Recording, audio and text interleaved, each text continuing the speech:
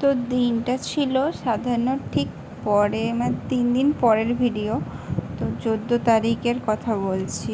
আমরা ভেবেছিলাম আমাদের হাতে এখন প্রচুর টাইম রয়েছে, তবুও আমরা মেদিনীপুরে চলে যাই, ওখান থেকে কোনো প্রবলেম হলেই আমরা ডক্টর দেখাতে পারবো। তো আমরা সেই হিসেবেই ঠিক 14 তারিখ বিকেলবেলায় মেদিনীপুর চলে যাই। কিন্তু মেদিনীপুরে পৌঁছে আমরা বুঝতে পারি, সন্ধ্যের পরে, ঠিক সন্ধ্যেটা হয়েছে তারপরেই আমরা বুঝতে পারি যে আমার হাতে আর টাইম নেই, প্রবলেম হচ্ছিলো। তাই রাত 10টা-11টার দিকে আমি নার্সিংহোমে ভর্তি হয়ে যাই।